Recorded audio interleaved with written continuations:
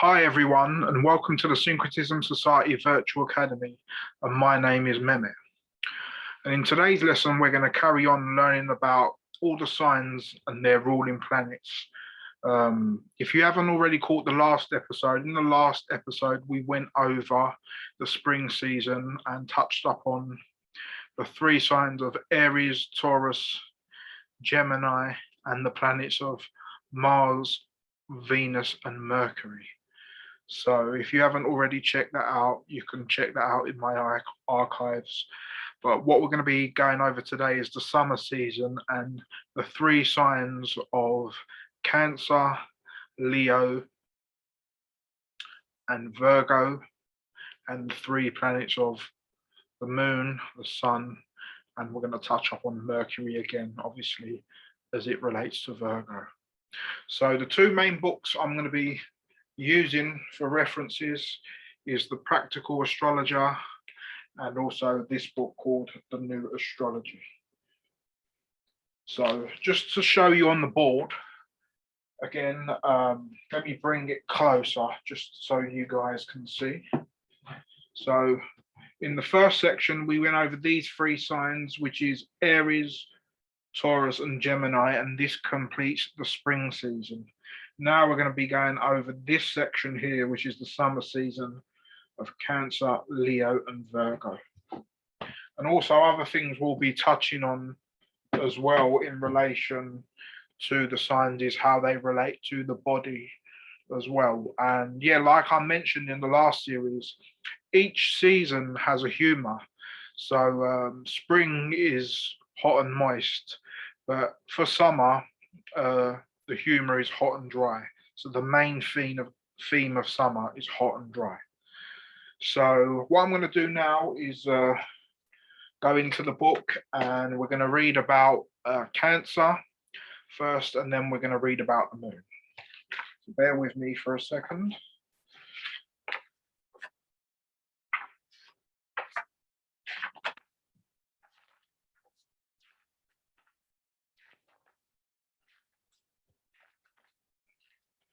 Right. So Cancer, its element is water.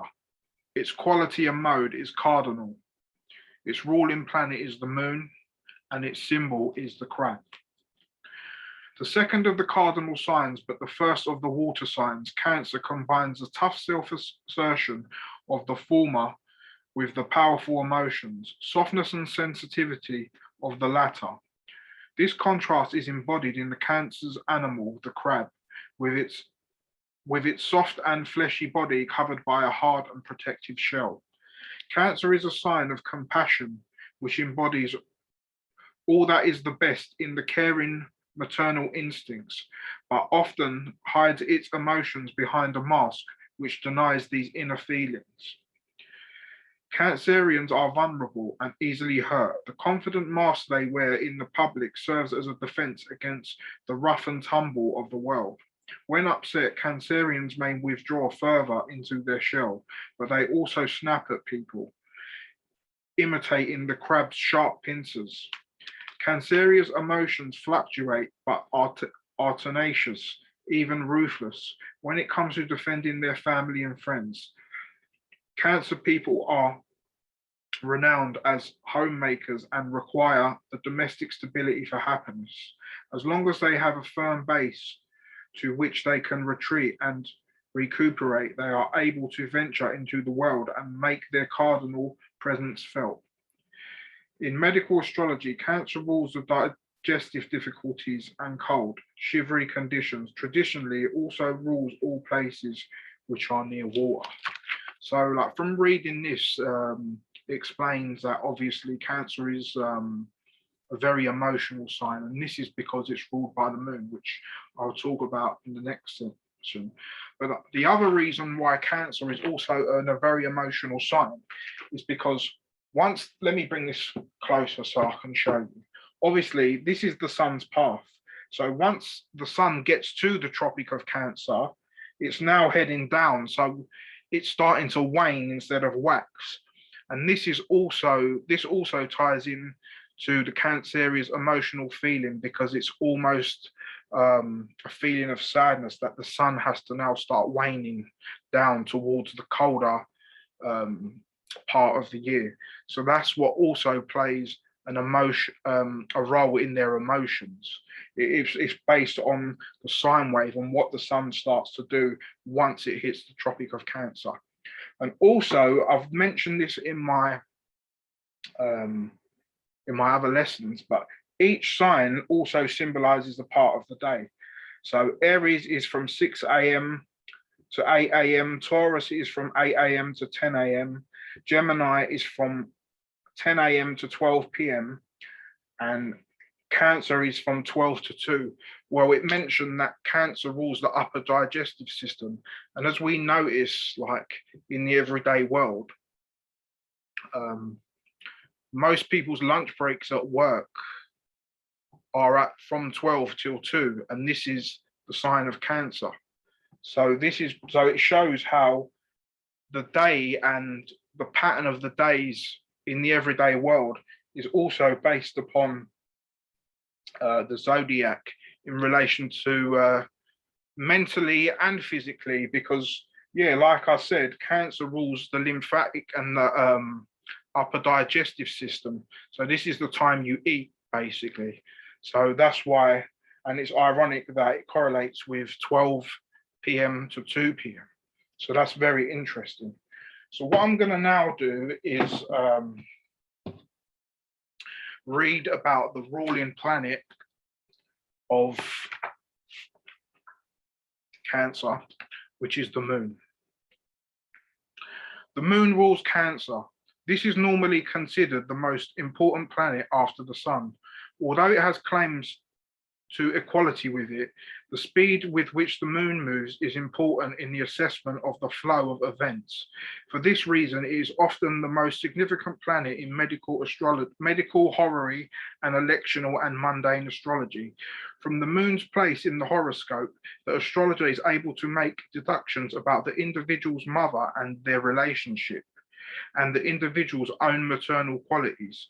For obvious cultural reason, lunar qualities are most clearly expressed by women, but are no less important for men.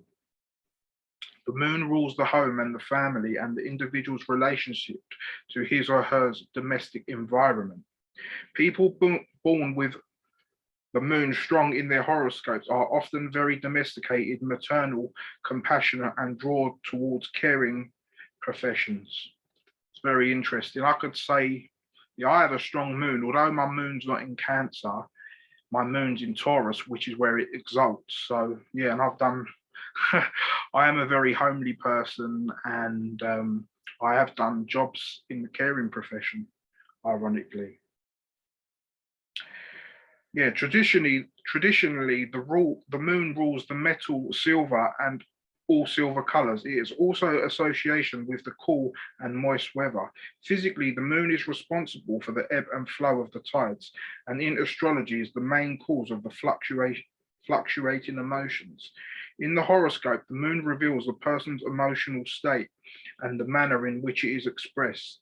It also rules what psychologists call the persona, the mask or the public face that people wear to conceal their true feelings and real sensitivity. So yeah, once you know which sign your moon is in your natal chart, then you can start analyzing your emotions, and then it might make sense to you why you react a particular way to particular things. Like for myself, my moon is in Taurus. So and Taurus is an earth sign. So my emotions will be very grounded and stable. But on the flip side, I mentioned it in the last video, Taurus rules the throat and the mouth area. So a detrimental moon with, like, if you've got oppositions to the moon, it can like lead to things like overindulgence and eating, which I've suffered throughout my life in different periods. So moving on, we're going to now go to the second sign and the main sign, I would say, of the zodiac, which is Leo. So let me just find that in here. So Leo, the element of Leo is fire. The quality and mode is fixed. The ruling planet is the sun and the symbol is the lion. A fire sign ruled by the sun and symbolized by the lion, the king of the jungle. This is the most egotistical and proud and ostentatious of all the signs. At their best, creative, artistic, colorful, generous, honest, warm-hearted, and natural leaders, Leos can easily cross the line into being excessively vain, flamboyant, extravagant, and selfish. They require an audience, and even quiet Leos contrive to make an impression, judging their own behaviors as reflected in the mirror of audience's response. The myth of the Leo is the myth of the king, but in all true kingship, personal power and balanced by obligations and duties. Egocentric Leos must learn social responsibility. This may mean accepting the need for personal change, but for this obstinate sign, so let me start that again, but for this obstinate sign change can be particularly difficult. Leos can be difficult to love or to work with. They do not take kindly to limitation of any sort, but thrive when given the maximum space and freedom.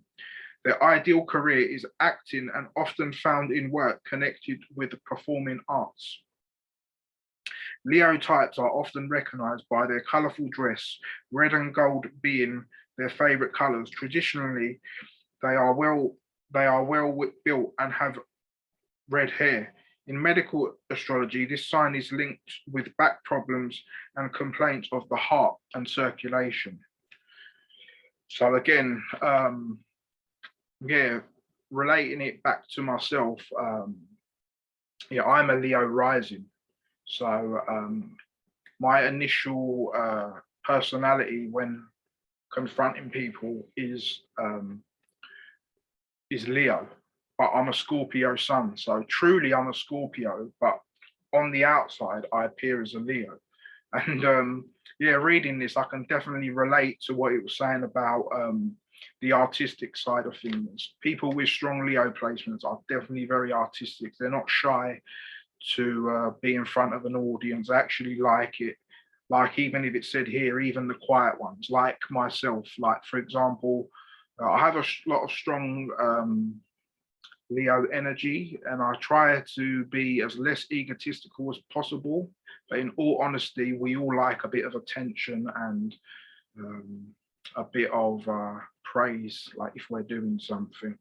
And also another reason why Leos are like this is because their main ruling planet is the sun, and the sun is the main orb in the sky and the clearest one and the most magnificent one in the sky. So this is why Leos often seek attention or are the center of attention. And it spoke about in medical astrology, it rules the heart, because obviously the sun is correlated with the soul on the solar system and the heart.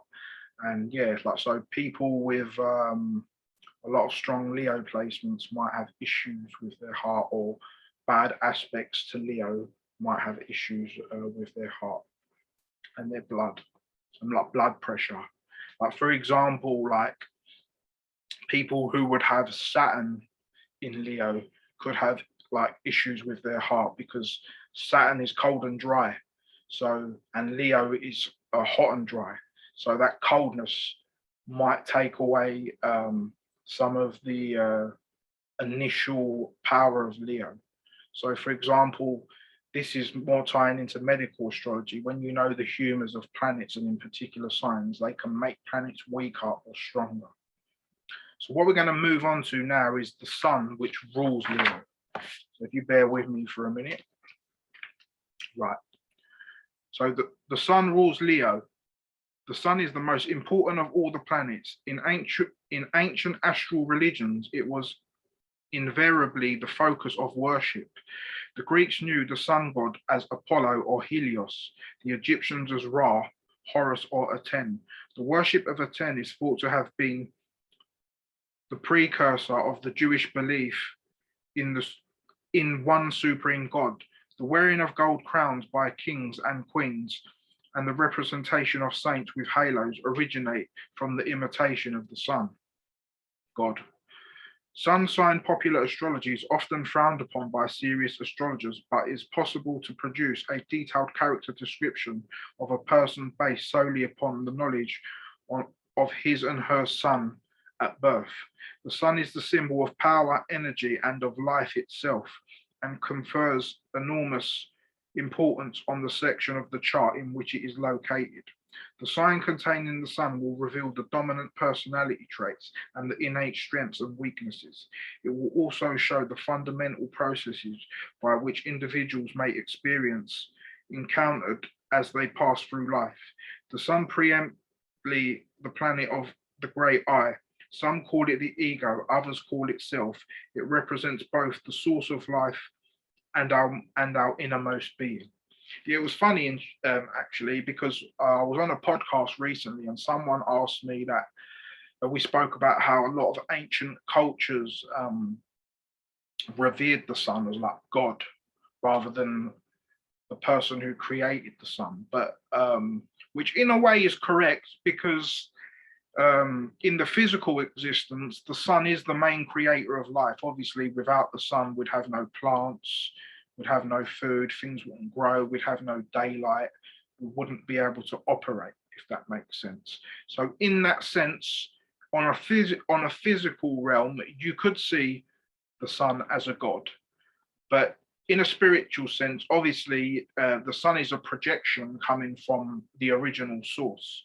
So I kind of see it as like the next archetype down from God on a personal perspective.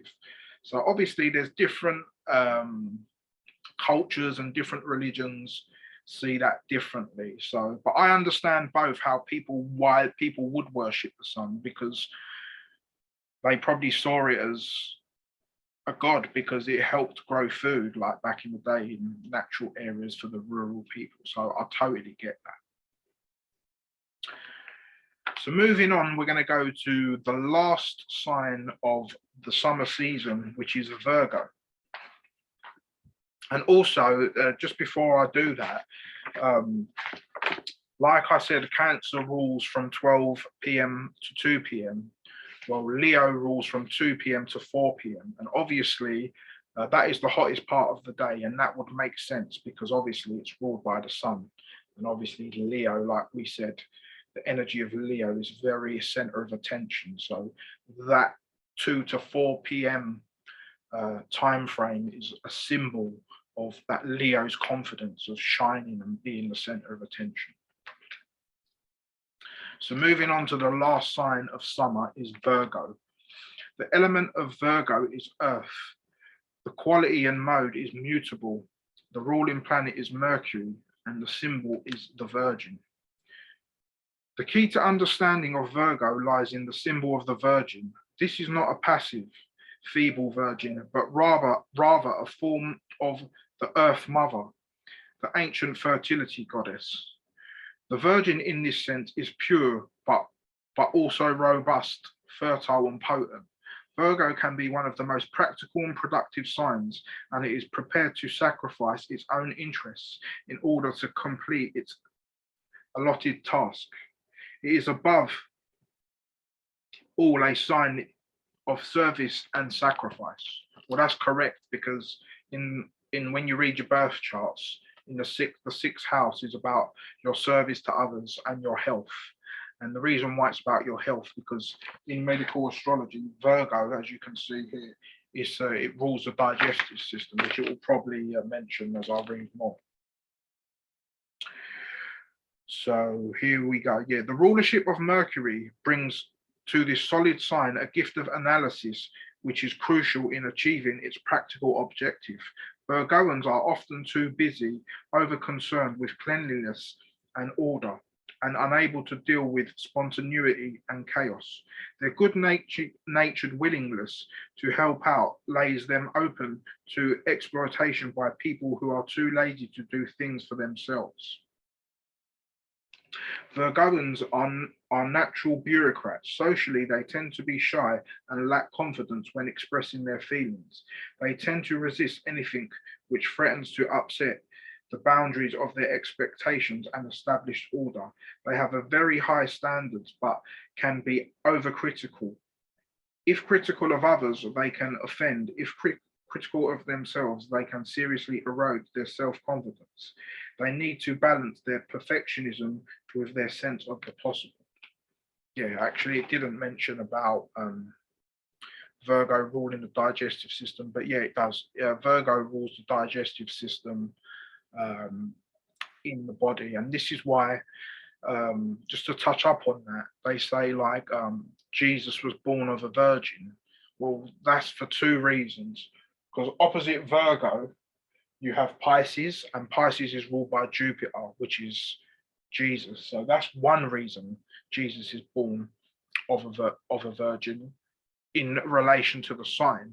But in relation to physiology, um, every month a Christ seed is born in our digestive system when our moon is in our sun sign. So that's when we have our own personal new moon.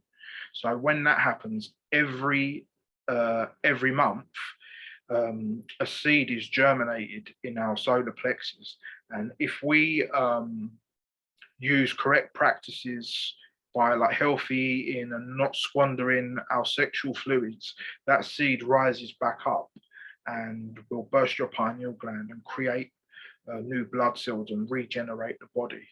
So yeah, that's how like Virgo. That's the medical astrology side in relation to Virgo, and also in the Islamic faith, they use a lunar calendar, and their first month is called Muharram, which means purity. And their first month starts when the moon, in a new moon in Virgo. So, yeah, the Virgo sign is very symbolic because it's the sixth sign. And if you didn't catch my first video I did on the virtual academy, I did about how the number six um, rules the zodiac, and also this connects to a lot of symbology like the cube and the Kaaba, which has six sides, and the cube in the Platonic solid is Earth, and Virgo is an Earth sign, and it's the sixth sign. So there's a lot of stuff relating to Virgo. And before I get on to reading about Mercury, just to touch up on its time during the day, like I said, Leo symbolizes 2 to 4 p.m. Well, Virgo, excuse me, it symbolizes 4 to 6 p.m. And Virgo is ruled by Mercury. And it's said about them being very analytical. This is where a lot of the offices do their like paperwork and their last things before they go home. So again, you can see how the astrological wave and symbols and themes are used in everyday life. So finally, what I'm going to do now is read about Mercury, which is the ruling planet of Virgo. It's also the ruling planet of Gemini. I read it in the last video, but it's always good for a recap anyway. So when you're watching this series, you'll see that I'll go over some of the planets twice, because obviously they rule different signs. So Mercury. Mercury rules Gemini and Virgo. In classical mythology, Mercury was the messenger of the gods and goddesses on Mount Olympus. In astrology, this planet rules all forms of communication, physical, mental, or trivial and profound. For example, a short bus journey to see a friend is a mercurial experience, as is also the deep process of psychoanalysis. Mercury is the only planet in which combines male and female qualities, such as it can be used to achieve the fundamental reconciliation between the opposing halves of our personalities. Although Mercury is apparently a superficial planet, its psychological purpose is to facilitate self-transformation by means of self-knowledge and understanding. Mercury is necessary if we are to know the outside world, its rules, short distance travel, all forms of learning and the acquisition of knowledge. It also rules the objects that we use to communicate with one another: telephones, books, trains, cars, newspapers, televisions, pencils, pens, and so on. Again, that relates to just what I was saying about how at the end of the work day, that's what the 4 to 6 p.m. time during the days where everyone does a lot of their paperwork. So that's very Virgoan. It's to do with it's to do with being analytical and being organized. That's why they say like Virgos suffer with a lot of OCD because they're very concise um, in their in their practical life. Where was I? So yeah, in the birth chart, Mercury reveals the manner in which the individual thinks, speaks, indicating intellectual interest and their manner of expression. By examining Mercury in the birth chart, the astrologer can advise on the best way to limit its weakness and enhance its strength. People with Mercury highly developed in their charts should seek careers in communications field, teaching, journalism, taxi driving, travel business, and secretarial work. So yeah, in relation to me, I have Mercury in Sagittarius, which is actually a weak placement, but it allows me to have this interest for philosophy and religion and spirituality, and I do love talking and thinking about those types of things. But but unfortunately, it rules in the opposite side of Gemini because Mercury is quite a quick planet and it's about doing things quickly, whereas Sagittarius is a bit more long-winded. So that's where the two signs don't kind of agree. But so that's all the three signs of the summer season. What I'm going to do is we're going to do a quick recap from this book, which is the new Astrology, and we're going to go over the main points of the three summer signs and then wrap it up that way. So just bear with me for a moment until I find this. Here we go. So we've got the first sign of the summer season is Cancer, which is from June the 22nd to July the 23rd. The ruler is the moon. The element is water. Its quality and mode is cardinal. Cancer is the fourth sign of the zodiac. Cancerians have the following characteristics: imagination, affection, insight, caring, tenacity, and caution. Cancerians' sin may include possessiveness, irritability, moodiness, despondency, and hypersensitivity. So also as well, just to add to that, if you have like a lot of planets in your fourth house, in your birth chart, that's also the fourth house is the house to do with your home and your heritage. So they are also based on the themes of Cancer. Leo, from July the 24th to August the 23rd. The ruler, the sun. Element, fire. Quality and mode, fixed. Leo is the fifth sign of the zodiac. Leos have the following characteristics: nobility, philanthropy, power, warmth, loyalty, and protection. Leo's sin may include arrogance, tyranny, self-assertion, promiscuity, vanity, and immodesty. So in your birth chart, also this would correlate with your fifth house, which I have a packed fifth house. So I'm a very Leo. I have a lot of Leo influence in my chart. I'm a Leo rising, and I have my sun in the fifth house, and I also have five other planets in the fifth house. So I have a very packed fifth house.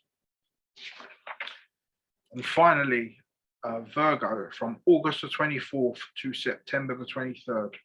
The ruler is Mercury. The element is earth. The quality and mode is mutable. Virgo is the sixth sign of the zodiac. Virgo has the following characteristics: lucidity, practicality, discrimination, service, courtesy, and decorum. Virgo's sins may include nitpicking, meticulousness, negativism, crackiness, snobbery, and reserve.